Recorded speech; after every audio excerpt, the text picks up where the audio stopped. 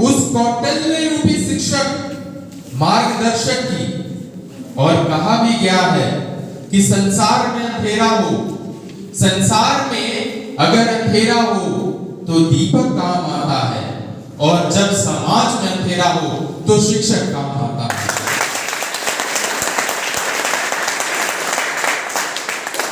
आइए अब हम आपको बिहार की संस्कृति और कला के बारे में बताते हैं। वर्तमान में बिहार की छवि इस तरह से पूरे विश्व में प्रस्तुत की जाती है जैसे यहाँ का हर बच्चा असभ्य और दुष्टता से भरा हुआ है। पर महानुभाव और सभागण, हम आपको बताना चाहते हैं कि यह बिहार मधुबनी और पटना कलाओं जैसी कलाकृतियों से भरी हुई है। यहाँ का संस्कार है कि हम बड़ों को प्रणाम और छोटे को दुलार देते हैं। और दुलार कैसा? दुलार कैसा? जो सबसे बड़ा हो जाता है उसको भी हम बाबू कहते हैं, और जो सबसे छोटा होता है उसको भी हम बाबू कहते हैं।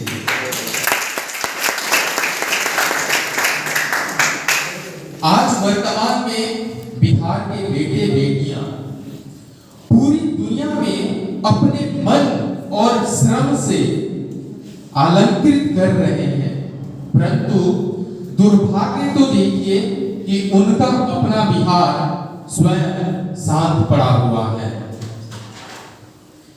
परंतु क्योंकि मैं आशावादी हूं, परंतु जिस दिन बिहार के बेटे बेटियों ने, जिस दिन बिहार के बेटे बेटियों ने ठान लिया, या कहे बिहारी भाषा में खूंटा गाड़ दिया, तो वो दिन असंभव नहीं जिस दिन बिहार से ही भारत की शुरुआत होगी।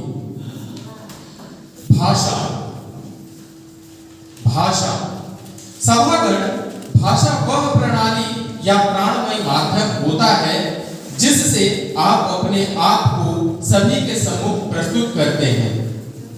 हमारा बिहार भाषा रूपी अनेक खनिज लवणों से भरा हुआ है। ये संपदा है हमारी, भाषा हमारी संपदा है।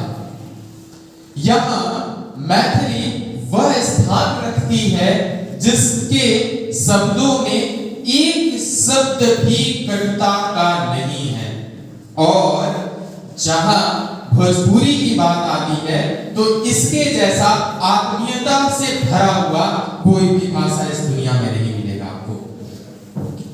कहने को तो इतने विषय हैं कि समय कम पड़ जाएंगे इस बिहार के बारे में, पर मैं आप सभी से अंत में इतना ही कहना चाहूंगा, क्योंकि संगोष्ठी का एक माध्यम होता है कि भविष्य की रूपरेखा हम कैसे रखते हैं।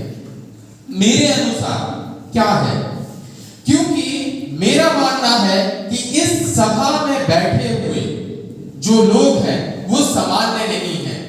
इस सभा में बैठे हुए लोग भारत और बिहार के भविष्य का निर्माण करने वाले हैं, और उस निर्माण के साथ इसको श्रृंगार रूपी अलंकृत करने वाले हैं। तो मैं आप सभी को एक इस तरीके का बनने का आह्वान देता हूं और स्वयं भी वैसा बनने का प्रयास करता रहूंगा। आपके अंदर क्या हो? आपके अंदर दिनकर जैसी भाषा हो, कौटिल्य जैसा ज्ञान हो, चंद्रगुप्त जैसा साहस हो कि सिकंदर खड़ा हो सामने और चंद्रगुप्त तलवार लिए खड़ा हो, अशोक जैसा स्वाभिमान हो कि जिसको दुनिया में कुछ भी हो लेकिन मगध की पताका, अखंड भारत की पताका कैसे फहरानी है उसके दिल में यह आग जल रही थी। वैशाली जैसा नेतृत्व हो कि जब पूरा विश्व जंगल रूपी व्यवस्था में पड़ के सड़ रहा हो, उस समय वैशाली ने नेतृत्व किया कि मैं गणतंत्र और लोकतंत्र आपके सम्मुख रखता हूं। तो वैशाली जैसा नेतृत्व हो और पटना जैसा अभिमान हो।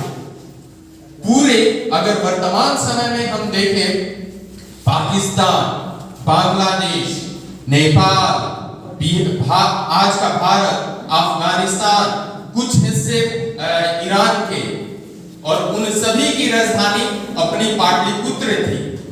तो पटना जैसा आपके अंदर स्वाभिमान हो और वाल्मीकि सा ग्रंथ ले, आपके हाथ सिर्फ तलवारों से भरे ना हो, आपके हाथ में वाल्मीकि सा ग्रंथ ले और आर्यभट्ट जैसा मान हो। आपके आदर्श, अब कैसे आदर्श हो हम सभी बिहार वासियों के लिए कि भविष्य की यात्रा जब हम करें तो हमारे लिए आदर्श पुरुष कौन हो? हमारे आदर्श गुरु गोविंद हो, जो कहते हैं कि जब सब कट जाए फिर भी हम लड़ेंगे, जब सब विनाश हो जाए फिर भी हम जड़े रहेंगे। कि जब मुगलों की सेना तोड़ती हुई आ रही थी तब पर भी गुरु गोविंद सिंह खड़े रहे थे। तो हमारे आदर्श गुरु गोविंद हो, आपके साथी, अब साथी कैसा हमको चुनना है? आपके साथी महावीर हो कि पल भर भी आप डरे नहीं, तो आपके साथी महावीर हो। और जब आप संकट में पड़ जाएं, और जब कभी आप संकट में पड़ जाएं तो आपके साथ गौतम बुद्ध हो। तभी आप और हम मिलके इस बिहार को वह स्थान दिला पाएंगे जिसका वह बेसब्री से इंतजार कर रहा है। जय हिंद, जय बिहार, वंदे मातरम।